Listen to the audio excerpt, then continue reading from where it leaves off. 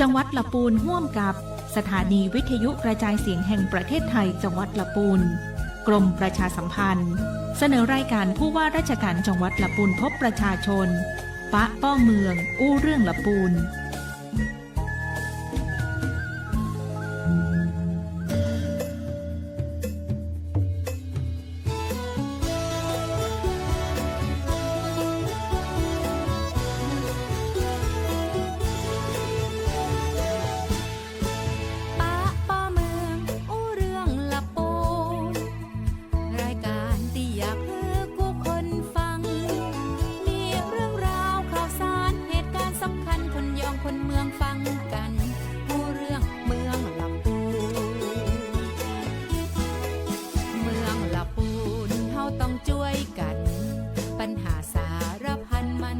หมดสิ้นไป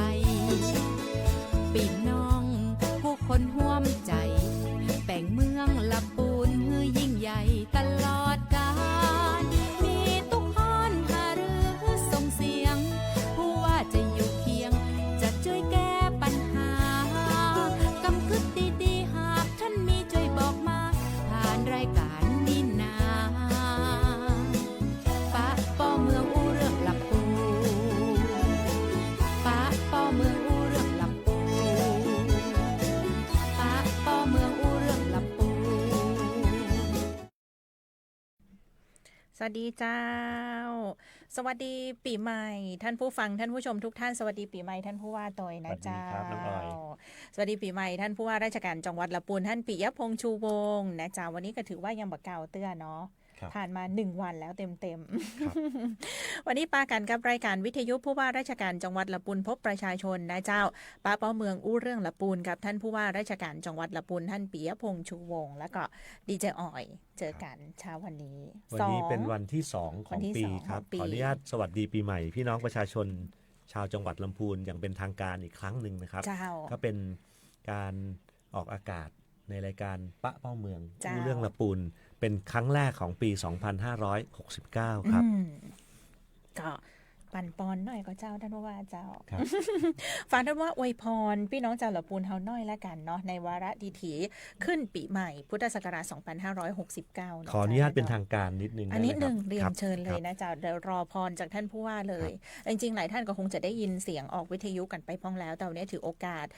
นัดหมายกันในรายการนี้นะเจ้าเดี๋ยวรับพรจากท่านผู้ว่าก่อนละกันเพื่อความเป็นมงคลนะเจ้าท่านว่าเจ้าเนื่องในวาระดีถีขึ้นปีใหม่พุทธศักราช 2569กับผมนายปิยพงษ์ชูวงศ์ผู้ว่าราชการจังหวัดลำพูนขอกราบขอบพระคุณพี่น้องชาวลำพูนทุกท่านที่ได้ร่วมกันสร้างสรรค์พัฒนาบ้านเมืองของเราให้อยู่เย็นเป็นสุขเป็นเมืองแห่งความสุขบนความพอเพียงอย่างแท้จริงขอกราบอาราธนาคุณพระศรีรัตนตรัยองค์พระบรมธาตุธริพุนชัยพระนางจามเทวีครูบาเจ้าศรีวิชัยและสิ่งศักดิ์สิทธิ์ทั้งหลายในจังหวัดลำพูนบารมีของพระบาทสมเด็จพระเจ้าอยู่หัวพระบรมวงศานุวงศ์ทุกพระองค์โปรดประทานพรให้พี่น้องประชาชนชาวจังหวัดลำพูนจงมีแต่ความสุขความเจริญด้วยจตุรพิทธพรชัยทุกประการปราศจากโรคภัยไข้เจ็บคิดหวังสิ่งใด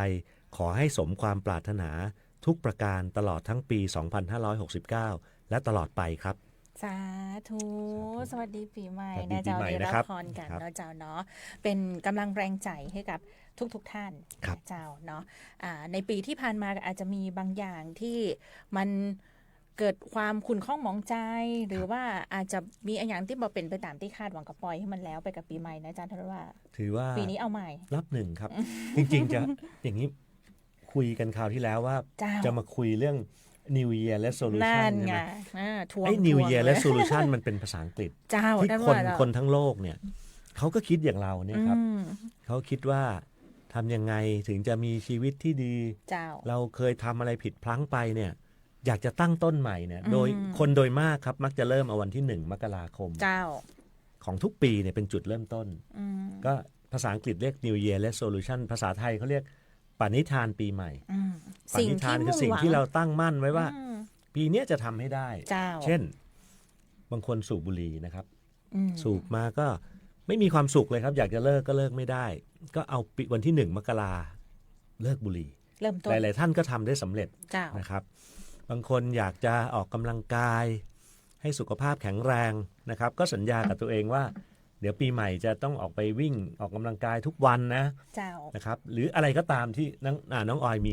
มีปณิธานปีใหม่ เนี่ยพอท่านผู้ว่า นะครับ พูดปุ๊บกำลังคิดเลยว่าปีนี้อยากจะทำอะไรถ้าจะบอกว่าอยากจะลดความอ้วนมันก็ผ่านมาหลายปีมันยิ่งอ้วนขึ้นนะจ๊ะ ก็ตั้งใหม่อีกครั้งหนึ่งครับ ตั้งใหม่ว่า สิ่งเนี้ยเขามีวิจัยนะ อืม หนึ่งในสิ่งที่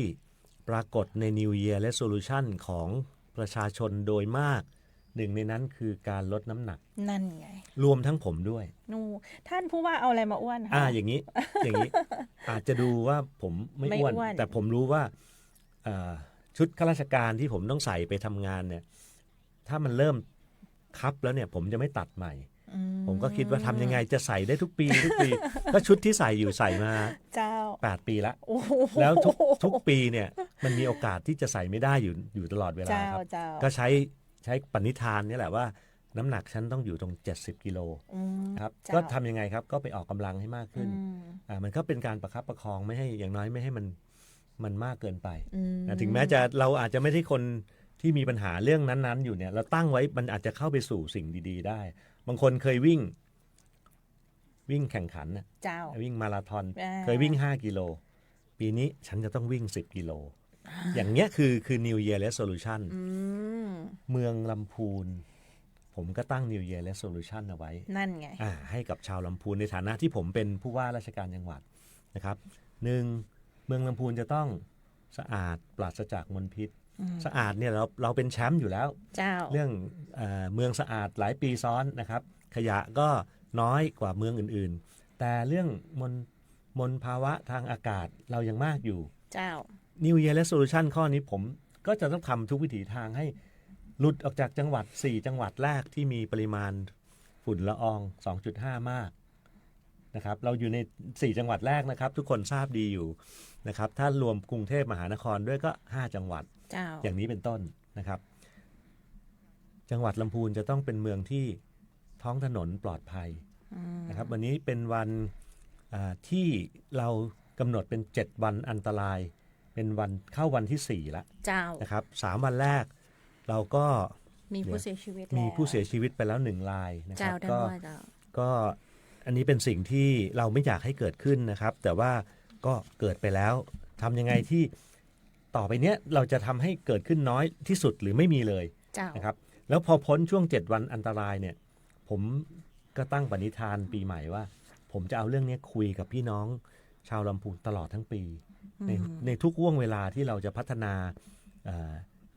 นิสัยใจคอของเราในการใช้รถใช้ถนนนะครับ เจ้า ในการเคารพกฎจราจรคงต้องเติมทั้งปี ผมมานั่งคิดแล้วการดูแลความปลอดภัยจะมาดูแลกันช่วง7วันอันตรายอย่างเดียวคงจะไม่เพียงพอ เจ้า ก็เป็น New Year Resolution ของเมืองที่ผมตั้งใจ เจ้า นะครับข้อต่อไปทำยังไงคนลำพูนจะรักและภูมิใจในจังหวัดของตัวเอง ซึ่งภูมิใจอยู่แล้วล่ะก็ภูมิใจมากขึ้นความภูมิใจจะปรากฏออกมายังไงครับทำให้คนลำพูนไม่ไปไหนอยากจะอยู่เมืองลำพูนนะครับเมืองลำพูนเนี่ยเป็นเมืองที่คนลำพูนอยากอยู่ และคนที่อื่นอยากมาเที่ยวนะครับหรือคนที่มีทุน เจ้า อยากมาลงทุนเนี่ยคือ New Year Resolution ที่ผมคิดเอาไว้นะครับ2-3 ประการเนี้ยแล้วก็อาจจะมีเรื่องอื่นๆอีกที่เป็นเรื่องเล็กๆน้อยๆประกอบกันเต็มไปหมดเลยที่คิดว่าเมืองลำพูนน่าจะต้องตั้งปณิธานร่วมกันกับผม ซึ่งเป็นผู้ว่าราชการจังหวัดนะครับเพราะฉะนั้นเราตั้ง New Year Resolution ทั้งของตัวเราเองและของสิ่งที่เป็นภาพรวมคือเป็นการร่วมแรงร่วมใจกันทำเพื่อจังหวัดด้วยนะครับมีสองส่วนก็ฝากพี่น้องประชาชนร่วมกันนะครับว่าเดี๋ยวฟังรายการจบท่านลองนั่งคิดดูก็ได้ส่วนแรกท่านจะทำยังไงให้ตัวเองมีสุขภาพร่างกายแข็งแรงก่อนมีครอบครัวที่อบอุ่นทำยังไงก็ไปนั่งคิดหลังจากนั้นแล้วก็เติมสิ่งเหล่านี้ให้กับจังหวัดลำพูนด้วยกันที่สุดคืออะไรครับความสุขบนความพอเพียงของจังหวัดเราถูกต้องและที่สุดคือประเทศไทยน่าอยู่ทั้งประเทศเลยนะครับกำลังท่านว่าบอกให้กลับไปคิดตอนนี้กำลังคิดบอกท่านผู้ว่าเนี่ย8 ปีท่านชุดข้าราชการท่านใช้ชุดเดียวจริงๆมีอยู่3ชุดครับแต่ว่าไซส์เดียวครับถูกต้อง ถ้าเป็นของออยอ่ะเจ้า3-4 ชุดแล้วตอนนี้ เปลี่ มี ยน พี่ๆแถวนั้นก็หัวเราะกันใหญ่เลย เดี๋ยวถามก่อนว่า 3-4 ชุดเนี่ยชุดแรกยังใส่ได้อยู่หรือไม่ โอ้ยท่านหา ไม่ได้ ห่าง ใส่ ไกล พร้อม มาก ๆกัน เลย นั้น เกิดลูก ตั้งไว้ 2 คนก็หมดไป2 ชุดแล้ว ก็ตั้งใหม่สิครับ อืม ตั้งใหม่ว่าฉันจะย้อนกลับไปใส่ชุดแรกที่เคยใส่ได้ โอ้โห พี่ช่างสายหัวใหญ่เลย ไม่น่าได้นะเจ้า เรื่อง อ่ะ เรื่องนี้ฝากนะครับเรื่อง New Year Resolution ส่วนตัวเนี่ยเรื่องสุขภาพขอให้ตั้งมั่นกันทั้งจังหวัดลำพูนเลย เจ้า นะครับ ทีนี้ท่านผู้ว่าเจ้าแหมเรื่องหนึ่งที่อยากจะฝากคือพี่น้องเจ้าหละปูนเฮาเนาะจริงๆแล้วหละปูนเนี่ยท่านผู้ว่าทราบข้อมูลอยู่พ้องแล้วแหละว่ามีเรื่องของอัตราการทำร้ายตัวเอง ครับ สูง และในช่วงสิ้นปีเนี่ยดิจอยหันมีข่าวการทำร้ายตัวเองของพี่น้องชาวละปูนเฮาหลายท่านละหลายรายแล้วเหมือนกันนะเจ้าก็เลยอยากจะฝากว่าเนี่ยจริงๆปีที่พ้นไปเนี่ยอย่างที่มันเป็นปัญหาอุปสรรคอย่างที่มันทำให้สภาพจิตใจเฮาย่ำแย่เขาก็พยายามที่จะปล่อยมันทิ้งไปแล้วเขาก็เริ่มต้นขึ้นใหม่อย่างที่ท่านผู้ว่าบอกว่าเขาเริ่มต้นใหม่นะเจ้าและอย่ากังวลว่าท่านเผชิญปัญหาอยู่เพียงลำพังเนาะ ให้กำลังใจนิดนึงได้ไหมครับ ได้ ว่า เจ้าจะเลยเจ้า คนทุกคนนะเวลา เจ้า ตั้งใจอะไรก็ตามเนี่ย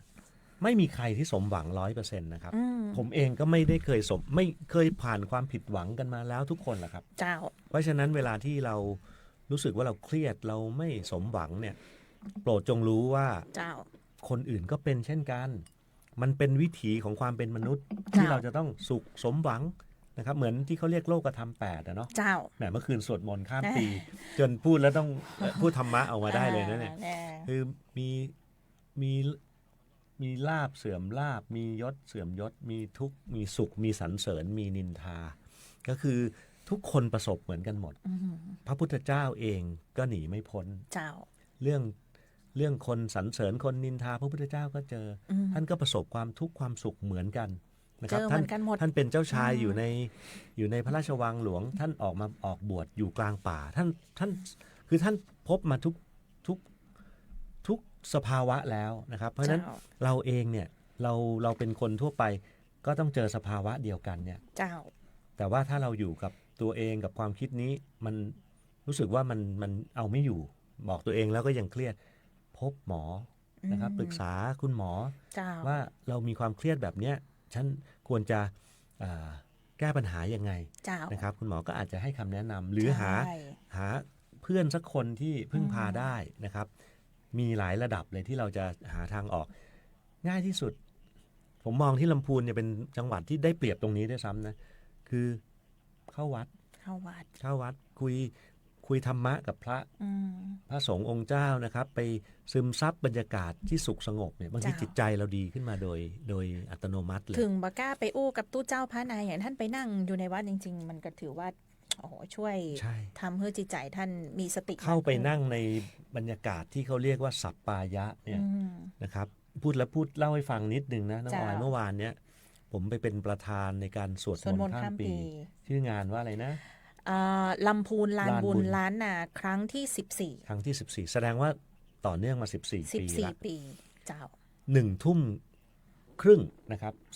19 นาฬิกา 30 นาทีเนี่ยผมเข้าไปถึงงานแล้วก็เริ่ม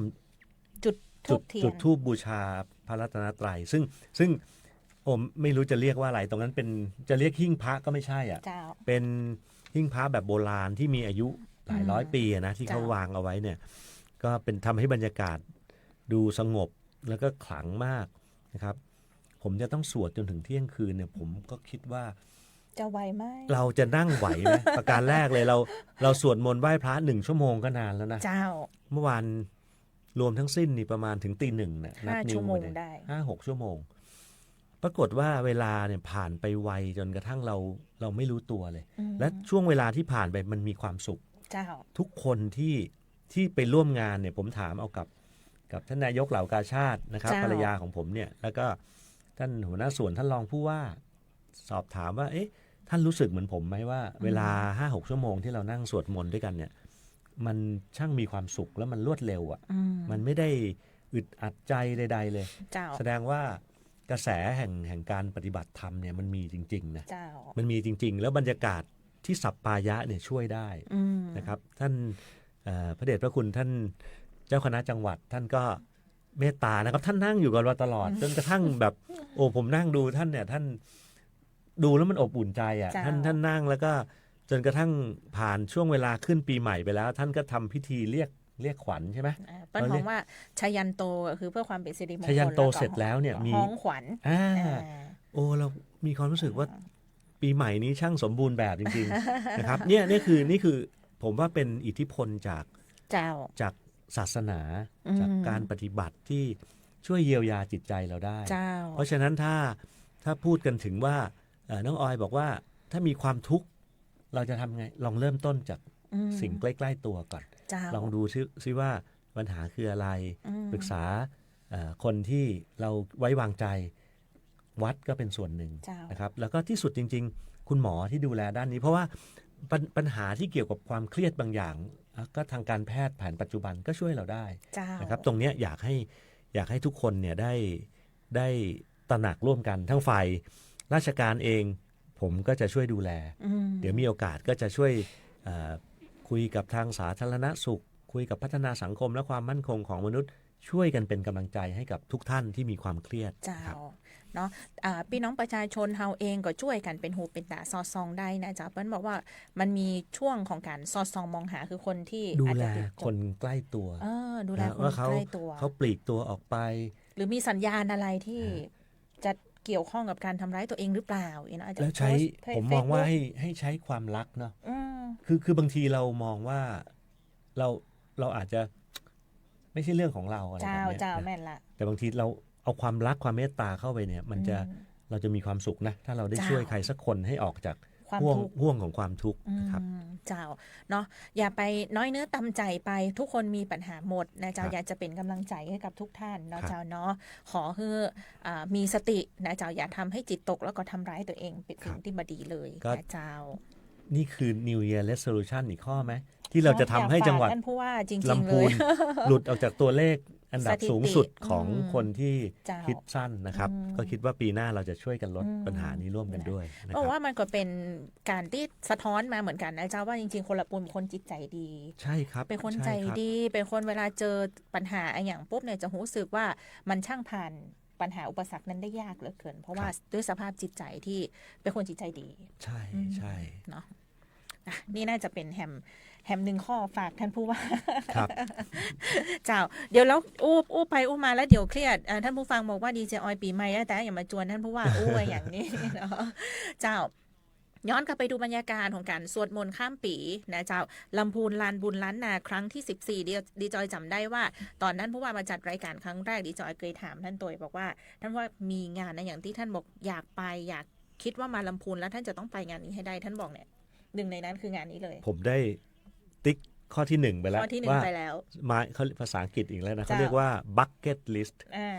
ก่อนตายอยากทำอะไรบ้างเคยได้ยินคำนี้นะ bucket list นอกจาก New Year Resolution เนี่ยอันนี้เป็นลิสต์ทั้งชีวิตเลยว่าโอ้ผมติ๊กไว้แล้วว่าผมมาร่วมสวดมนต์ข้ามปีลำพูนลานบุญล้านนาเนี่ยแล้วก็มีไปเจอเพื่อนเก่านะครับเล่าให้ฟังนิดก็ได้เพื่อนเก่าเรียนอนุบาลด้วยกันก็มาสวดนี่งานเมื่อคืนเนี่ยครับโดยที่ไม่รู้มาก่อนว่าจริงๆรู้ว่าเขาเคยรู้ว่าเขามาอยู่แล้วนั่งอยู่ข้างหลังผมมากล้องถ่ายไม่เห็นมั้งกล้องถ่ายไม่ติดพอดีมีรูปอยู่ทีนี้เขาก็เคยบอกผมว่าทุกปีเนี่ยเขาจะต้องมาสวดมนต์ที่นี่ผ่านมาเป็น10 ปีแล้วพอเพื่อนกันซึ่งเป็นผู้ว่าราชการจังหวัดเขาก็เลยมาอยู่แล้วล่ะก็เลยผมได้เห็นเขาในงานก็เลยคุยกันไงเขาก็บอกว่าเนี่ยเขาตั้งใจว่าเขาจะมาทุกปีตลอดชีวิตเลยนะเขาพูดอย่างนี้เลยนะคือเหมือนกับถ้าต้องไปเที่ยวเมืองนอกเมืองนาอะไรเขาจะไม่ไปเลยจะมาสวดมนต์ใช่ใช่ผมว่าก็เป็นบัคเก็ตลิสต์ของนี่เห็นรูปแวบๆเนี่ยคนนี้ฮะนั่งหลังซ้ายมือของท่านผู้ว่าเนี่ยเพื่อนผมท่านรองผู้ว่าท่านรองผู้ว่าเบญจวรรณก็สนุกดีฮะได้เจอประสบการณ์อะไรที่เราคาดไม่ถึงนะครับแล้วก็ผมเองก็ตอนท้ายของพิธีหลังจากผ่านปีใหม่แล้วเนี่ยประมาณสักเที่ยงคืนครึ่งเราจะแห่ผ้าห่มองค์พระธาตุผ้าห่มองค์พระธาตุธริพุนชัยโอ้เป็นพิธีที่ผมก็ประทับใจมากนะครับแล้วเป็นผู้ว่าราชการจังหวัดเนี่ยต้องอยู่คนที่1เลยนะ ดึงออกไปเนี่ยข้างหลังก็ไม่ค่อยเดินเราต้องดึงเดินกันออกแรงนิดนึงฮะเพราะแถวจะยาวมากนะครับแล้วผ้ายาวมากนะอยากหันไปมองนี้มันสุดลูกหูลูกตาก็ห่ม พอห่มเสร็จปุ๊บแล้วก็จะขอพร อ่าไม่บอก อ้าว รู้ทันนี่ แต่เนี่ยมีคนเดาว่าผมเชื่อไหม ขอเรื่อง มีคน อะไร เดาว่าผมขออะไรแล้วเดาถูก ท่าน เดี๋ยวเฉลย นายก ก็ได้ว่าขออะไรอ่ะ ท่านนายกเหล่ากาชาติแน่นอน ถูกต้อง นั่นไง แปลกจริงๆนะผมถามว่าถาม มองตา นั่งรถกลับไป ก็รู้ใจ นั่งรถกลับไปแล้วฝ่ายสุภาพสตรีจะไม่ได้เดินเข้าไป จ้า ใช่ไหม จ้ามี มีแต่ อืม ผู้ชาย ผมก็ถามว่าเธอรู้ไหมว่าเขาให้อธิษฐานเนี่ย อืม เราอธิษฐานว่าอะไรเขาบอกว่าอธิษฐานว่าปีหน้าจะได้มาอีก โอ้โหแสดงว่าปีหน้าต้องอยู่กับพี่น้องชาวลำพูนต่อ คืออย่างนี้ผม จ้า ผมอธิษฐานว่าขอให้ชีวิตนี้ได้มาอีก ไม่ได้จะบอกว่าปีหน้าปีโน้นหรอกคืออถ้ายังมีชีวิตอยู่ขอให้ได้มาอีกนะครับแต่ถ้าเป็นปีหน้าก็แสดงว่าผมยังต้องทำหน้าที่อยู่ต่อเนื่องก็เป็นเรื่องที่ดีสำหรับผม เจ้า ครับ เปิ้ลบอกว่าท่านผู้ว่าเจ้าไพ่ก็ตามแต่ที่มีโอกาสได้มาเนี่ยการตอบแทนคุณแผ่นดินที่จังหวัดละปูนนี่นะเราต้องเป็นคนที่มีความเก่าความหลังกับ ครับ เมืองละปูนโดยเฉพาะป้อเมืองละปูนเนี่ยท่านผู้ว่ามาก็เหมือนกับว่า ต้องมีอะไรอย่างสักอย่างกับผูกพันกับจังหวัดละปูนเป็นอย่างแน่นอน ถึงมีโอกาสได้มา ก็ ร่วมทุกข์ร่วมสุขกับ แอบ พี่น้อง คิดว่า ช อย่างนั้นจริงๆนะ อืม ครับ เจ้าเนาะ ผมนั่งสวดมนต์เนี่ยผมคิดอะไรรู้ไหมว่า เจ้า ความเก่าของเมือง 1,300 กว่าปีเนี่ย เจ้า แล้วทำให้บรรยากาศที่พระคุณเจ้านั่งกันเนี่ยนะ อืม แล้วเราญาติโยมมองไปเนี่ยข้างหลังเนี่ยภาพฉากหลังหรือที่เราเรียกแบ็กกราวน์เนี่ยนะ เจ้า จะเป็นพระธาตุเป็นวิหารเป็นอะไรอ่ะเป็นสถาปัตยกรรมแบบล้านนา วิหารละโวตอนนี้สวยมาก สวยมากแล้วเขาประดับไฟได้อย่างงดงามนะครับ เจ้า ผมก็คิดไปว่าในช่วงพันกว่าปีเนี่ยบ้านเมืองต้องสุขสงบพอสมควรนะ เจ้า เราจะไม่ค่อยได้ยินเรื่องของศึกสงครามมากมายนัก อืม การป้องกันบ้านเมืองมีเป็นเรื่องปกติ เจ้า แต่การที่บ้านเมืองสุขสงบเนาะ อืม จึงเกิดพระพุทธศาสนาที่รุ่งเรืองจึงเกิดศิลปะที่งดงามอะ เจ้า แล้วนึกบางทีเมื่อวานนั่งสวดมนต์มันเหมือนย้อนอดีตเลยนะ นั่นไง พอเราคิดว่าบทสวดมนต์อะไรต่างๆ เนี่ยมันก็คงบทเดิมๆอะเนาะ เราคิดว่านี่เรานั่งสวดที่1,000 กว่าปีที่แล้วยังคล้ายเลยนะ เชิญนะครับ ปีหน้าใครที่เมื่อวานที่อาจจะ พลาดใน ติด ปีนี้ ภารกิจใช่ครับ ปีหน้าขอให้ตั้งปณิธานปีใหม่ไว้ว่าจะมาสวดมนต์ข้ามปีที่วัดพระธาตุหริพุนชัย เจ้า และถ้าพรผมจริงก็ผมนั่งสวดด้วย อืม แต่ถ้ามีความคลาดเคลื่อน ผมต้องมาอีกแน่นอน จนกระทั่งถ้าเกษียณอายุก็ต้องมาแหละครับ นั่นไง เอาอย่างนั้นก็แล้วกันครับ ใครมาอยู่ละปูนก็ต้องฮักจังหวัดละปูนแล้วมีความศรัทธาในบ้านนี้เมืองนี้เสมอ ครับ นะเจ้าดิจอยจำได้ว่าช่วงของครั้งต้นๆของการจัดกิจกรรมสวดมนต์ข้ามปีเนี่ยนะเจ้าในกิจกรรมลำพูนล้านบุญล้านนาที่จังหวัดละปูนสมัยนั้นรู้สึกจะเป็นท่านผู้ว่าสุรชัยขันอาสา ครับ ป้อเมืองละปูนตอนนั้นน่ะนะเจ้าเปิ้ลบอกว่าเปิ้ลไปอยู่ที่ไหนตังใดมาเนี่ยก็บ่เคยหันคนมาสวดมนต์แตะสวดมนต์ว่าอย่างที่จังหวัดละปูนนะเจ้า10 กว่าปีที่แล้วเนี่ยคนมาแตะมาว่าเนาะจากนั้นมาก็มีกิจกรรมแบบนี้ต่อเนื่องมาทุกๆปี แล้วก็กิจกรรมสวดมนต์ข้ามปีนี่ก็จะถือว่าเป็น1ในมหัศจรรย์ของ10มหัศจรรย์ของละปูนของวัดพระธาตุ ข้อนี้ผมไม่ทราบนะ เจ้า อ่า 1ในมหัศจรรย์10มหัศจรรย์ของวัดพระธาตุที่เปิ้ลจะมี เดี๋ยวครั้งต่อไปเราคุยกันให้ครบ 10 นะ อ่า แต่ว่าถ้าบอกว่าเป็น1 ใน 10 เนี่ย ผมเชื่อสนิทใจเลย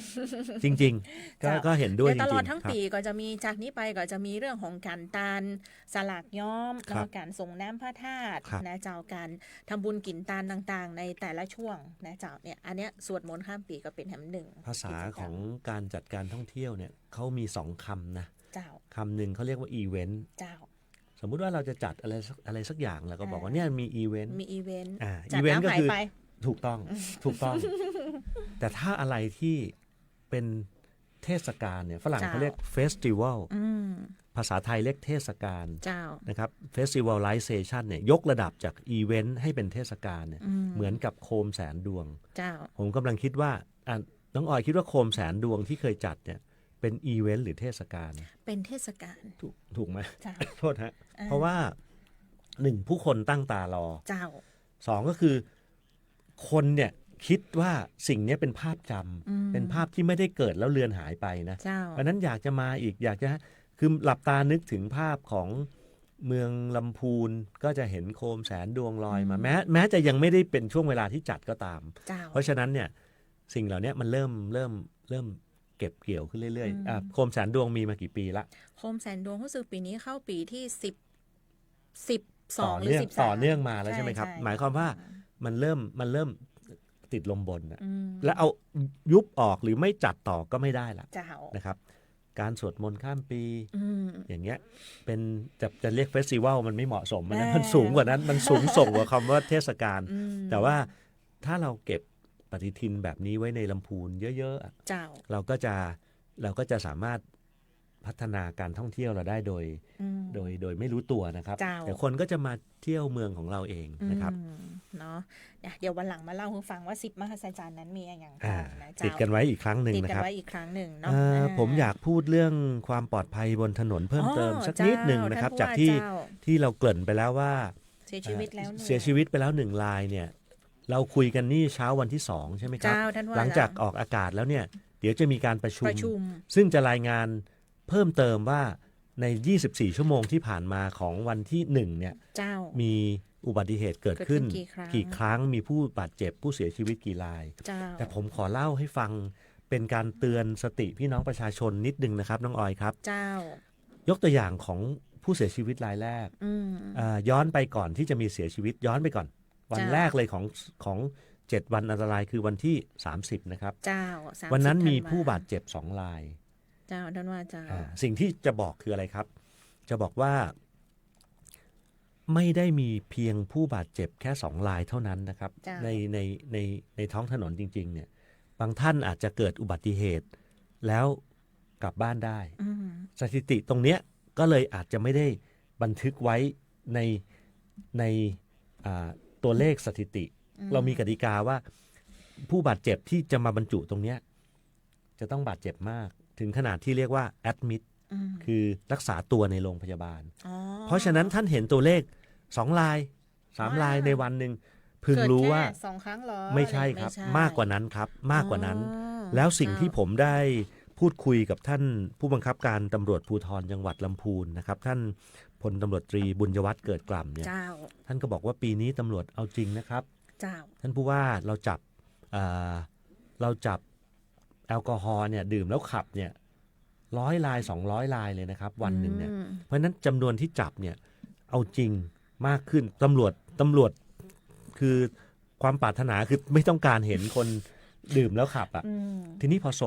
ส่งกระบวนการเข้าไปสู่ศาลเนี่ย เจ้า ศาลก็สั่งลงโทษนะครับ อืม ให้มีผู้ที่ถูกลงโทษหลายคน เจ้า ผมจะไม่พูดรายละเอียดตรงนี้ให้ลึกมาก แต่จะนำมาบอกว่าวันนี้กระบวนการที่ดูแลความปลอดภัยบนท้องถนนเข้มงวดมาก เจ้า นะครับ แต่ก็ยังไม่สามารถที่จะหยุดตัวเลขผู้เสียชีวิต ซึ่ง1รายเกิดขึ้นแล้วตามรายงานที่ปรากฏอยู่ปัจจุบันนี้นะครับ เจ้า แล้วเดี๋ยวเราจะฟังเพิ่มเติมกว่าจะครบ7 วันเนี่ยผมก็ยังไม่รู้จะเพิ่มเท่าไหร่ อืม ซึ่งไม่อยากให้มีอีกเลย เจ้า แล้วก็นอกจากผู้เสียชีวิตเนี่ยคนที่ได้รับบาดเจ็บเนี่ยบางรายบาดเจ็บสาหัส อืม ผมไม่อยากพูดถึง2 รายแรกเลย1 รายต้องส่งไปรักษาตัวต่อที่โรงพยาบาลมหาราช จังหวัดเชียงใหม่ เพราะว่าศักยภาพทางโรงพยาบาลของลำพูนไม่สามารถดูแลได้ เจ้า นะครับ เช่นการผ่าตัดที่ต้องใช้เครื่องมือที่สูงขึ้น แสดงว่าอาการบาดเจ็บค่อนข้างจะสาหัส เจ้า นะครับอย่างนี้ยเป็นต้นก็ไม่ได้พูดให้ทุกท่านเสียความสุขในปีใหม่นะ แต่อยากให้ท่านระมัดระวังมากขึ้น จ้าน นะครับมันภัยอย่างเนี้ยมันอยู่ใกล้ตัวเรา อืม ไม่ได้มันไม่ได้อยู่ไปไกลเลยแล้วคนที่โอกาสจะเกิดก็คือนอกจากตัวเราและคนที่เรารักเนี่ยถ้าเราร่วมกันดูแลทุกคนร่วมกันเนี่ยผมว่าก็จะช่วยลดจำนวนผู้เกิดอุบัติเหตุได้นะครับ เจ้า ก็ทราบจากการติดตามข่าวสารในทุกๆวันว่าท่านผู้ว่าเนี่ยท่านห่วงใยมากเลย ไปประชุมติดตามสถานการณ์ด้วยตัวท่านเองตัวแล้วก็ลงพื้นที่ไปตรวจเยี่ยม ครับ เพื่อกำลังใจะ ด่าน เจ้ ที่ ด่าน ผมลงไปเนี่ย ชุมชน ก็ไปขอบคุณ เจ้า อย่างแรกเลยไปขอบคุณหน่วยงานที่มาร่วมบูรณาการนะ เจ้า ครับมีใครบ้างมีท้องถิ่น ส่วนใหญ่ ท้ ถ้า องถิ่นองค์กร ด่านตั้งอยู่ ปกครอง นายกของท้องถิ่นนั้น ไม่ว่าจะเป็นนายกเทศบาลตำบล เจ้า นายกอบตนะครับก็จะเป็นหัวเรี่ยวหัวแรง แล้วก็นำเอาสมาชิกซึ่งประกอบไปด้วยอสม.กำนันผู้ใหญ่บ้านนะครับ แล้วก็สาธารณสุขเขาเรียกอะไรรพสต เจ้า นะครับก็จะส่งตัวแทนมาตำรวจจะมานั่งบูรณาการกัน อืม ตรงเนี้ยถ้าเกิดด่านตั้งอยู่เนี่ยคนขับรถผ่านไปผ่านมาพึงรู้ว่า นี่คือที่พักใจได้พักใจพักกายพักกายแล้วกันพักใจ พักกาย เดี๋ยวจะเป็นเรื่องของใจไปซะหมดเอาเป็นพักกายก่อนแต่พักใจก็ได้ถ้าเกิดเครียดก็คือจอดรถนั่งพักแล้วก็บริเวณข้างเคียงก็สามารถที่จะหลบรถจอดนอนพักได้ขอน้ำเย็นได้มีห้องน้ำให้เข้า บริการก็มีครับมีแล้วก็ด่านนี้จะกระจายอยู่ทั่วไปหมดทั้งจังหวัดลำพูนนะครับด่านชุมชนจะเป็นด่านที่คอยป้องกันพี่น้องที่สัญจรทั้งถนนหลักและถนนรองแต่ด่านอีกด่านหนึ่งที่ผมพูดทุกครั้งในทุกเวทีคือด่านครอบครัวครับถ้าด่านครอบครัว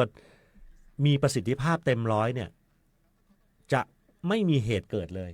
ถ้าท่านไม่ปล่อยลูกหลานที่ออกมาดื่มสุราแล้วขับขี่ยานพาหนะเนี่ยผมว่าแทบจะลดอุบัติเหตุได้เยอะมากมายเลยเพราะสถิติที่เกิดขึ้นเนี่ยนะครับ1 ใน 4เมาแล้วครับนั่นนะจ๊ะแล้วก็เกือบจะ 100%แล้วกันใช้คำว่าเกือบแล้วเป็นมอเตอร์ไซค์นะครับรถเครื่องอาจจะชนเอากับรถกระบะบ้างแต่จริงๆแล้วมอเตอร์ไซค์ก็จะมีส่วนร่วมในอุบัติเหตุเกือบทุกครั้งแล้วการที่ไม่สวมหมวกนิรภัยหมวกกันน็อกเนี่ยนะครับก็จะทำให้อาการบาดเจ็บรุนแรงขึ้นทุกครั้งเลยเพราะฉะนั้นเรื่องเล็กๆน้อยๆเหล่านี้ด่านครอบครัวสามารถช่วยกันรณรงค์ได้นะครับทางการทำคนเดียวสำเร็จอย่างมากก็ครึ่งเดียวครับอีกครึ่งหรือเกินครึ่งเนี่ยเกิดจากครอบครัวหรือเกิดจากจิตสำนึกของตัวท่านเองนะครับก็หลักๆเลยคือช่วงนี้ต้องเน้นย้ำอยู่เสมอเลยว่าการใช้รถใช้ถนนเนี่ยประชาชนใช้ร่วมกันเยอะเพราะว่าเป็นช่วงเทศกาลไผ่ก็ลู่กินลู่ใจลู่ไปลู่เดินทางนะเจ้าก็ต้องระวังเปิ้ลก็ต้องระวังตัวให้ดีใช่เนาะการปฏิบัติตามกฎจราจรอย่างเคร่งครัดเนี่ยถือว่าเป็นส่วนที่จะช่วยเหลือให้สถิติการเกิดอุบัติเหตุนั้นลดแล้วมีข้อหนึ่งที่จะต้องสื่อสารนิดนึงนะครับเมื่อเกิดอุบัติเหตุนะครับรถที่มีประกันพรบบุคคลที่3จะช่วยในการดูแลเรื่องค่าใช้จ่ายในการรักษาพยาบาลนะครับแล้วก็จะมีส่วนหนึ่งที่เมื่อปรากฏเป็นอุบัติเหตุเกิดขึ้นแล้วเนี่ยจะมีรายงานในห้องประชุมครับว่ารายนี้ไม่มีพรบพอไม่มีพรบเนี่ยปัญหาตามมาก็คือค่าใช้จ่ายในการรักษาพยาบาลซึ่งถ้ามีสิทธิ์อื่นๆก็จะดูแลกันไปเช่น30 บาทรักษาทุกโรคก็จะใช้สิทธิ์ตรงนั้นก่อนแต่ต้องจ่ายเองก่อนมันลำบากกว่าพรบเนี่ยเขาสามารถที่จะดูแลได้ตั้งแต่ต้นเราไม่ต้องไปเตรียมพร้อมไม่ต้องสำรองเงินทีนี้ทางหน่วยงานที่เกี่ยวข้องเนี่ยนะครับที่ไม่ว่าจะเป็นขนส่งแล้วก็บริษัทกลางคุ้มครองผู้ประสบภัยผมจะเรียกและเรียกไม่ถูกมีตัวย่ออยู่3ตัวคปพทางคปพก็ฝากมาบอกว่าถ้าใครทราบว่าประกันขาดนะครับตอนนี้เดินเข้าไปในเซเว่นได้เลยซื้อเดี๋ยวนั้นคุ้มครองเดี๋ยวนั้นทันทีที่เขารับบินเราจ่ายเงินแล้วคลิกเป็นบินออกมาเนี่ยมันคุ้มครองเลยเพราะฉะนั้นนาทีนี้ถ้าได้รับข่าวจากรายการนี้นะครับก็ไปเซเว่นเลยไปเลยไหนๆท่านขาดแล้วเนี่ยท่านต้องซื้ออยู่ดีเนี่ยซื้อไปซะเลยนะครับจะได้หากเกิดอุบัติเหตุก็คุ้มครองท่านเดี๋ยวนี้เลยรู้สึกรถมอเตอร์ไซค์นี่300 กว่าบาทไม่ได้แพงมากรถยนต์เนี่ย600-700 บาทประมาณนี้นะเจ้าเนาะคุ้มครองเราคุ้มครองผู้ที่เกิดภัยร่วมกับเราได้ด้วยครับเจ้าคุ้มครองเรื่องของค่ารักษาพยาบาลเฮาฮู้เขาจะกำเมืองเพิ่นว่าฮู้จะตัดตายยามเมื่อใดเจ้าท่านว่าเจ้าเนาะถ้าเฮามีตรงนี้ไว้เนี่ยก็จะเป็นการคุ้มครองในเรื่องของความเสี่ยงจากการเกิดอุบัติเหตุขึ้นได้เนาะมันจะมี2ส่วนนะเจ้าท่านผู้ฟังเจ้าจะมีทั้งในส่วนของพรบที่เราจะต้องซื้อต้องต่อปัญหาเป็นพรบหลักที่เราจะต้องซื้อตลอดทุกครั้งเมื่อต่อภาษีในแต่ละปีแล้วก็มันอาจจะมีพรบเสริมที่ลดแต่ละคันเนี่ยบางคนก็จะซื้อประกันชั้น1ชั้น2ชั้น3อันนั้นต่างหากนะเจ้าไม่ใช่คือไปซื้อชั้น1ชั้น2ชั้น3เนี่ยคือซื้อบริษัทกลางคุ้มครองผู้ประสบภัยจากรถเนี่ยเจ้าคือพรบกลางนี่แหละที่ท่านจะต้องซื้อคือเอาคุ้มครองไอ้ตัวที่จะเป็นชั้น1ชั้น2ชั้น3นั่นแล้วแต่ทุนทรัพย์ท่านนะถ้าท่านมีเงินและสามารถที่จะซื้อได้ก็ดีไปเกิดจะพัดจับผูมันเผลอไผไปชนอะไรก็ไม่ต้องไปรับผิดชอบแต่เบื้องต้นเลยคือประกันเนี่ยพรบกลางเนี่ยจ้าต้องซื้อเอาไว้ก่อนต้องซื้อไว้ก่อนทีนี้จริงๆกับบอยากอู้เหมือนกันนะเรื่องนี้แต่ว่า เล่าให้ฟังแล้วกันเนาะ ครับ สมมติท่านไม่ได้ไปต่อภาษีค่าภาษีก็เป็นส่วนแถมส่วนหนึ่งของการต่อภาษีประจำปีนะเจ้าแต่ส่วนของพรบเนี่ยที่ท่านผู้ว่าบอกคือเดินเข้าไปเซเว่นซื้อปุ๊บคุ้มของปุ๊บ ครับ เนาะภาษีประเดี๋ยวนี้มันอาจจะไม่ได้เปิดที่ไปต่อชำระหรืออย่างก็อันนั้นว่าการทำกรรมแต่ว่าพรบเนี่ยท่านต้องมี ครับ เจ้า ครับ เนาะอันนี้เห็นที่ประชุมทางคณะกรรมการอำนวยการความปลอดภัยทางถนนเน้นย้ำมาทางส่วนของการประชาสัมพันธ์ทุกวันเลยว่าขอย้ำเรื่องนี้ เรื่องพรบครับ เรื่องพรบ ก็ถ้าอยู่ในห้องนั้นก็จะห่วงจริงๆอะครับเพราะว่าพอเกิดแล้วเนี่ยเราก็จะมาดูเรื่องเจ้าเรื่องค่ารัก ความ ษา พร้อม พยาบาล ในการรักษาพยาบาล การดูแลเป็นยังไงพ่องอย่างพ่องเนี่ยเนาะอันนี้ด้วยความห่วงใยฝากกันไว้ ยังเหลือทำหลายวันอยู่7วันแล้วระวังอันตรายเข้มข้นเท่าถึงวันที่ ถึงวันที่5 ถึงวันที่5นะเจ้า วันที่5 มกราคม เจ้า วันนี้วันที่ 2 วั ก็ นที่2อยู่ เราจะดูแลกันไปอีก3 วันนะครับ เข้มข้นเดี๋ยวมีประชุมทุกวันเนี่ยมั้งอาจารย์ท่านว่า ใช่ครับมีประชุมทุกวัน สรุป ครับ ข้อมูลกันทุกวัน จะมีการประชุม2ระดับในทุก จ้า เช้า1ก็คือเป็นการประชุมที่ใช้วิดีโอคอนเฟอเรนซ์จาก จ้า ส่วนกลางนะครับซึ่งกรมป้องกันและบรรเทาสาธารณภัยที่กระทรวงมหาดไทยรับผิดชอบเนี่ยจะเรียกหน่วยงานหลัก เจ้า ๆมาประชุมภาพรวมของประเทศว่า อืม ในแต่ละจังหวัดแต่ละพื้นที่จุดไหนจังหวัดไหนมีสถิติสูงสุด จ้า นั้นเราจะนั่งคอนเฟอเรนซ์กันทุกวัน อืม และในแต่ละจังหวัดก็จะประชุมในจังหวัดของตัวเอง เจ้า นะครับโดยผู้ว่าราชการจังหวัด ก็ เป็น จะ ป เป็น ระธาน ประธาน ทุกเช้า อืม แล้วก็บางวันก็จะมอบหมายท่านรองผู้ว่านะครับแต่ผมก็บอกว่าผมจะอยู่ทุกวันจะพยายามอยู่ทุกวันแล้วก็ถ้ามีเหตุการณ์ใหญ่ ๆ ที่จะต้องเข้าไปแก้ปัญหาเนี่ยผมจะต้องเข้าไปนั่งหัวโต๊ะให้ทุกวันนะครับ ท่านพ่ออยู่ในพื้นที่ตลอดไม่ได้ไป อยู่ ไหน ตลอด นะ ครั เจ้า บ อยู่ในพื้นที่ตลอดเห็น วันก่อนท่านไปดูแถวสถานีดับเพลิง นี่ไงอยากจะพูดต่อ ขอบคุณน้องออยที่ เจ้า ขึ้นเข้าเรื่องนี้ให้เลยเพราะผมกำลังจะพูดพอดีเลย เจ้า ว่า จริง ๆ แล้วเนี่ยในห่วงวันหยุดยาวๆแบบเนี้ยไม่ใช่มีภัยทางท้องถนนอย่างเดียว เจ้า ที่เราห่วงใยนะครับ เจ้า ภัยอีกประเภทหนึ่งก็คืออัคคีภัย ซึ่งทางรัฐมนตรีว่าการกระทรวงมหาดไทย ท่านก็เน้นย้ำทุกจังหวัดเน้นทั้งทั่วประเทศนะครับว่า จ้า ให้กำชาเฝ้าระวังนะครับ แล้วก็เตรียมความพร้อมสำหรับอัคคีภัยที่อาจเกิดขึ้นได้นะครับ ผมก็เลยสั่งการไปที่ปภ เจ้า บอกว่าขอให้ประสานงานกับองค์กรปกครองส่วนท้องถิ่นทุกแห่งที่มีหน้าที่ดูแลการป้องกันการดูแลเรียกว่าอะไรการแก้ไขเมื่อมีอัคคีภัยเมื่อเกิดเหตุอัคคีภัยเนี่ยศูนย์บัญชาการที่จะต้องเข้าไปดูแลเบื้องต้นเลยคือท้องถิ่นนะครับ เจ้า ครับแล้วก็หากภัยนั้นมีขนาดใหญ่ในอำเภอจะต้องเข้าไปบริหาร อืม ภัยนั้นใหญ่เกินกว่าที่อำเภอจะดูแลได้ ผู้ว่าจะเข้าไปดูแล อันนี้เขาเรียกมันเป็น ระบบซิงเกิลคอมมานด์ ซิงเกิลคอมมานด์จะต้องมีผู้บังคับบัญชา1 คน อืม ต่อภัยครั้งนั้นเสมอก็ไปที่จุดเริ่มต้นก่อนว่า อยู่ในท้องที่ไหน องค์กรปกครองส่วนท้องถิ่นต้องเตรียมความพร้อม เจ้า ก็เลยให้ผมไปตรวจเยี่ยมอยู่2 แห่งที่เราไปเยี่ยมนะฮะไม่ได้คือเขาพร้อมแหละเราอยากไปดูว่าความพร้อมเนี่ยมีอะไรบ้าง ก็มีที่เทศบาลเมืองลำพูน เจ้า นะครับแห่งแรกแล้วก็ไปที่เทศบาล บ้านกลาง บ้านกลางเป็นเทศบาลตำบลนะ เทศบาล เทศบาลตำบลบ้านก ลาง ลางนะครับซึ่งทั้ง2 แห่งต้องบอกอย่างนี้ครับ โดยเฉพาะบ้านกลางเนี่ยก็จะทางเวลาพาไปดูเนี่ยก็จะบอกว่ารถจะมีอายุเก่า อายุรถดับเพลิงก็อายุการใช้งานนานแล้วเป็น10 ปี แต่เก่าใหม่ไม่สำคัญเดี๋ยวให้ดูในรูปด้วยก็ได้ เจ้า ถ้าใครอยู่หน้าจอ Facebook จะเห็นรูป เห็น นะฮะ รูปอยู่ รถเก่าใหม่อีกเรื่องหนึ่งอันนั้นเป็นเรื่องของการของงบประมาณ ถ้ามีก็ได้ของใหม่นะครับแต่ที่เนี่ยเขาดูแลรถที่มีอายุมากๆได้อย่างดีเยี่ยม คือเอามือไปจับไม่มีฝุ่นเลยแล้วก็ ยางอุปกรณ์ที่ต้องดูแลรักษาตามระยะเนี่ยเขาเปลี่ยนใหม่ตลอดนะครับแล้วก็ สำคัญคือน้ำต้องมีในรถนะจ๊ะ น้ำเต็ม นี่เป็นคำถามเบื้องต้นผมเลยว่าน้ำเต็มถังแน่นะ จ้า แล้วก็อุปกรณ์ที่จะต้องใช้งานได้ตามฟังก์ชันของตัวเองเนี่ยสามารถใช้งานได้ สายยาง 100% ฉีดสั้นฉีดยาว แล้วเขาละเอียดละออครับ ยกตัวอย่างว่ารถเป็นรถกระบะรถปิกอัพอะ เจ้า ที่จะต้องขน อันนี้ไม่ใช่ไม่ใช่ใส่น้ำดับเพลิงนะ เจ้า ขนอุปกรณ์เนี่ยมันคันเล็กนะครับ เจ้า คันเล็ก มันไม่สามารถใส่อุปกรณ์ทั้งหมดได้เนี่ยเขาเรียงอย่างเป็นระเบียบเลย อ๋อ เรียงอุปกรณ์ไว้นอกรถอย่างเป็นระเบียบเลย อ๋อ เพราะว่าเมื่อเกิดเหตุเขาจะประเมินอาจจะใช้เวลา ใช่ 1 นาที อ๋อ ประเมินว่าหยิบอะไรเนี่ยเขาจะหยิบเพราะว่าถ้าเขาใส่ไปทั้งหมดใส่ไม่ได้ ไปไม่ไหว แล้วถ้าใส่ทิ้งไว้เลยเนี่ยอาจจะมีของไม่สำคัญอยู่ไม่ได้ใช้ในงานนั้นๆเนี่ยมันต้องเปลี่ยนเป็นอีกชิ้นหนึ่ง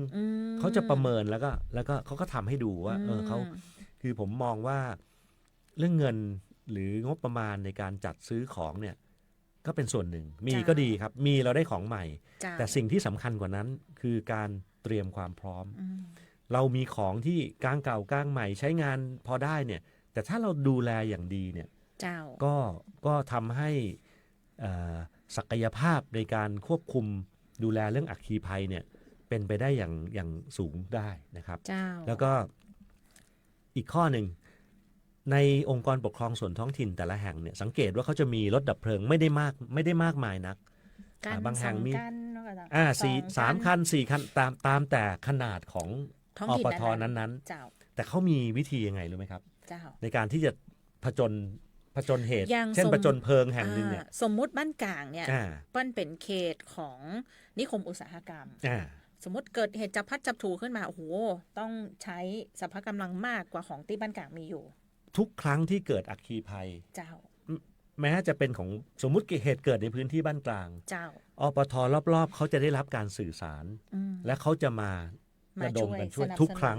เหตุเกิดนอกบ้านกลางตัวบ้านกลางเองหรือตัวเทศบาลเมืองลำพูนเองก็คอยไปช่วยเขือแจ้อุโมงค์ใช่ครับทุกคนไม่ได้แยกส่วนกันทำงานคือเป็นการบูรณาการร่วมกันแล้วเวลาซ้อมเขาซ้อมร่วมกันนะครับผมถามว่าเขามีความการสื่อสารเนี่ยหนึ่งละถ้าเกิดอัคคีภัยที่พื้นที่ใดเนี่ยมันถูกสื่อไปยังอปททั้งหมดนะครับแล้วใครใกล้ก็เข้าไปช่วยเลยแล้วมีรถเล็กมีรถใหญ่ถามว่าเอารถแล้วมีทั้งรถเล็กรถใหญ่ทำไงรถเล็กนำครับพื้นที่มีตอกซอกซอยรถดับเพลิงคันเล็กนำแล้วก็คันใหญ่ตามหลังถ้าคันใหญ่นำเดี๋ยวเข้าไม่ได้รถเล็กมันมีระบบแล้วก็คนเครื่องมือพร้อมรถพร้อมอุปกรณ์น้ำพร้อมคนก็พร้อมแบ่งเป็น24ชั่วโมง2กะนะครับผลัดนึงเนี่ย24ชั่วโมงผลัดนึง5คน7คนแล้วแต่สรรพกำลังของแต่ละพื้นที่นะครับแต่มีกำลังพลที่สับเปลี่ยนหมุนเวียนตลอดทั้งปีไม่ได้เฉพาะช่วง7วันอันตรายนะครับอันนี้คือให้พ่อแม่พี่น้องได้มีความอุ่นใจแล้วก็ผมก็สังเกตดูว่าเราเนี่ยไม่ค่อยกังวลเรื่องตึกสูงกันเท่าไหร่นะเพราะว่าเราไม่มีตึกสูงอยู่ในเมืองบ้านเราละปูนตึกบอกให้สูงก็เป็นความเบาใจนะแต่ว่าเขาก็มีเขาจะมีอย่างเทศบาลเมืองเขาจะมีจำไม่ได้เท่าไหร่เหมือนกระเช้าที่สามารถยกมัน10 กว่าเมตรคือถ้าไปจังหวัดบางจังหวัดที่มีตึกเยอะๆเนี่ยไอ้นี่จะต้องสำคัญมากจะไกลกว่านี้แต่เราก็ถามดูเขาบอกว่าอันนี้คือดูแลพื้นที่ของเราได้ใช่แล้วจริงๆส่วนของงานป้องกันและบรรเทาสาธารณภัยของแต่ละที่เนี่ยเปิ้ลซักซ้อมแผนเป็นประจำอยู่แล้วนะจ๊ะผมซักถามเรื่องนี้เขามีการซักซ้อมปีนึงหลายครั้งเป็นตารางซ้อมเลยครับว่าจะต้องมีการเตรียมความพร้อมในปฏิทินประจำปีเนี่ยว่าวันไหนนะครับแล้วก็หลักการคือซ้อมให้เหมือนจริงนะแล้วพอเกิดเหตุวันจริงทำให้เหมือนซ้อมครับมันก็จะทำให้คล่องตัวนะครับเนาะนี่ถือว่าไปไม่ได้ไปจับผิดแต่ว่าไม่เลยฮะก็เลือกเอาพื้นที่ทั้ง2แห่งที่พร้อมให้ไปชมแล้วก็ฝากต่อไปยังองค์กรปกครองส่วนท้องถิ่นอื่นๆว่าให้เตรียมความพร้อมเช่นเดียวกันนะครับแล้วก็ถ้าท่านอยากจะเชิญผมไปตรวจเยี่ยมเช่นกันท่านก็เชิญมาได้เลยผมก็จะไปทักทายไปให้กำลังใจท่านจริงๆท่านผู้ว่าบอกว่าสิ่งหนึ่งที่ท่านอยากจะมาทำร่วมกับพี่น้องชาวละปูนเนี่ยท่านบอกท่านสั่งการให้หน่วยงานด้านการป้องกันและบรรเทาสาธารณภัยไปถอดบทเรียนภัยในแต่ละภัยของที่จังหวัดละปูนเขาเคยเจอมาเนี่ย New Year Resolution อีกข้อนึงก็คือปณิธานปีใหม่ว่าเดี๋ยวปีหน้าเนี่ยตอนที่เราไม่ได้อยู่ในช่วง7วันอันตรายเนี่ยก็จะต้องทำเรื่องเหล่านี้ไปเรื่อยๆพร้อมกันภัยจากภัยหนาวก็เป็นภัยอย่างหนึ่งนะภัยหนาวก็เป็นน้ำท่วมภัยจากการหลงป่าอย่างเงี้ยที่มันเกิดขึ้นได้ง่ายๆเนี่ยแล้วก็ภัยจากหมอกควันไฟป่าเนี่ยผมมองว่าอันนี้อยู่ในลำดับต้นๆของการเตรียมความพร้อมเลยนะครับก็ยัง 2.5 เริ่มเห็นการเผากันแล้วเนอะยังคืออากาศ ดีๆเนี่ยจะมีกลิ่น พอเนอะ กลิ่นควัน กลิ่นควัน ลอยมาผสมอยู่เสมอ ท่านว่า ะ ได้กินแล้วเนาะ ได้กลิ่น ก็ยังคิดว่า เริ่มได้กลิ่นแล้วนะ จะได้ เจ้า จังเลยที่ อืม ที่ยังทำให้ตรงนี้เป็นศูนย์ยังไม่ได้ทีเดียวนะครับ เจ้าเนาะขอความร่วมมืองดเผาในทุกพื้นที่นะเจ้าก็เพื่อรักษาคุณภาพอากาศที่ดี ตอนนี้นักท่องเที่ยวมาบ้านเฮาเยอะมา ต ก อนนี้มีการประชุมกันในเบื้องต้นแล้วว่า เจ้า ถึงจุดหนึ่งจะต้องประกาศงดเผาโดยเด็ดขาด อืม ซึ่งถ้าผู้ว่าราชการจังหวัดลงนามไปในคำสั่งเนี้ยถึงวันนั้นผมว่าไม่มีความสุขแล้ว คือวันนั้นเนี่ยแสดงว่าอากาศเริ่มจะแย่แล้ว แย่ละ ผมว่านับจากวันนี้ช่วยกัน อย่าเผาเลย เสียก่อนครับอย่าเพิ่งให้คำสั่งของทางการไปมีผลใด ๆ เลยอยากให้มันเกิดจากความร่วมมือร่วมใจ เจ้า โดยแท้จริงของพี่น้องประชาชนที่จะดูแลร่วมกันก่อน จ้ะ นะครับแต่ถ้าเอาไม่อยู่จริง ๆ ตัวเลขสถิติประจำวันของ PM 2.5 สูงเกินค่ามาตรฐานติดต่อกันกี่วันเนี่ย เจ้า เราจำเป็นต้องสร้างมาตรการที่เข้มงวดขึ้นเรื่อยๆ ตามกฎหมายครับ เนาะขอละกัน ครับ เจ้าเนาะท่านผู้ว่าบอกเรื่องนี้คงต้องคุยทุกอาทิตย์ คุยทุกอาทิตย์ครับ คุยทุกอาทิตย์นะเจ้า PM 2.5 เนาะก็ช่วงท้ายรายการแล้วนะเจ้าช่วงนี้นักท่องเที่ยวมาจังหวัดละปุนเฮานาคนะเจ้าท่านผู้ว่าเจ้า 2-3 วันนี้เฮาหันพี่น้องประชาชนนักท่องเที่ยวพุทธศาสนิกชนมาไหว้พระขอพรเพื่อความเป็นสิริมงคลทั้งที่วัดพระธาตุลานอนุสาวรีย์พระนางจามเทวีวัดจามเทวีหรือแม้แต่วัดมหาวันพระรอดหลวงละปูนนะเจ้ามากันนักกันหลายแต่เลยนะเจ้าด้วยความยินดีต้อนรับอย่างยิ่งนะเจ้าท่านผู้ว่าเจ้า ก็ เนาะ เห็นนักท่องเที่ยวแล้วมีความสุขไปด้วย เวลานักท่องเที่ยวมาเที่ยวจังหวัดลำพูนเนี่ยนะครับผมสังเกตมันจะอะไรเป็นกลุ่มที่แบบ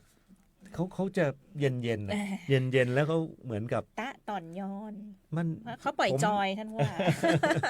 ภาษาไม่รู้เขาปล่อยจอย เมื่อเช้าเนี่ย แบบ นั่ง จอยสบายๆ นั่งรถมาเนี่ย อื จะมารายการของน้องออยเนี่ย เจ้า ก็เห็นน้องๆวัยรุ่นยืนถ่ายอยู่ตรงคูเมืองนะ อืม ที่เป็นกำแพงเมืองเก่าอ่ะ เจ้า ผมยังมีความสุขเลยนะ อืม เขายืนถ่ายรูปกันแบบแบบเนี่ยเขาเที่ยวเป็นอ่ะแล้วรู้สึกว่าเนี่ยเขา เจ้าเนาะก็แอบถามท่านผู้ว่าเหมือนกันว่ามีคณะมาเยี่ยมท่านผู้ว่าช่วงปีใหม่นี้ก่อนท่านผู้ว่าบอกมา แต่ว่าแต่ละคนที่มาก็คือแค่ได้มาก็มีความสุขแล้ว ใช่ครับ ไม่ได้คาดหวังว่าวันนี้ต้องไปที่นู่นที่นี่ที่นั่น แต่แค่ได้มาหา การ วิถี การได้เข้ามา ก็ สู่จังหวัดลำพูนเนี่ยทุกคนเขารู้แล้วว่าเขาจะเจอกับอาหาร อะไร อร่อย บ้าง เจอกับ มาไหว้พระ อืม นะครับไม่ใช่การท่องเที่ยวที่คาดหวังอะไรจน อ่า แบบฉันจะต้องไปทำนู่นทำนี่ อ่า ลำพูนจะเป็นแบบความสุขมันอยู่ที่ มันอยู่ที่ใจ อยู่ที่ใจเราที่มันปล่อย อืม มันแล้วมันสบายใจอะครับ เจ้า ผมเจอเพื่อนหลายคนนะครับที่โดยบังเอิญก็ยังมี เจ้าน นะครับไปที่วัดพระธาตุแล้วเจอโดยบังเอิญก็ยังมี เจ้า แสดงว่ากลุ่มคนที่เขารักจะหาความสุขแบบเนี้ยแบบบรรยากาศแบบเนี้ยมีจำนวนมากเลยครับ เนาะยินดีต้อนรับนะเจ้าถ้ามีโอกาสก็เชิญมาที่จังหวัดละปุนของเฮานะเจ้าเนาะเมืองบุญหลวงแห่งล้านนา โฆษณาไว้ย้ำๆซ้ำๆเสมอว่าเฮาคือเมืองต้นกำเนิดอารยธรรมล้านนา เป็นเมืองที่มีอายุยาวนานกว่า 1,400 ปีนะเจ้าเป็นเมืองที่เก่าแก่ที่สุดในล้านนาแล้ว แล้วก็ถ้าท่านได้มาสัมผัสวิถีของจังหวัดละปุนท่านจะประทับใจในอีกมิติหนึ่งที่ท่านบอกเคยได้ประทับใจเมืองไหนอย่างอี้มาก่อนนะเจ้าเนาะก็ยินดีต้อนรับนักท่องเที่ยวทุกท่านตัวนะเจ้า เวลาเสี่ยงเห็นแล้วเจ้าท่านผู้ว่า ครับ เจ้ามีอย่างฝากแหมก็เจ้า ครับ ห ก็ มดแล้วจริง ก็ตั้งมั่นใน New Year Resolution เจ้าน นะครับในปณิธานปีใหม่ของทุกท่านให้ดี ในการดูแลร่างกาย อืม จิตใจตัวเอง จิตใจ ครอบครัว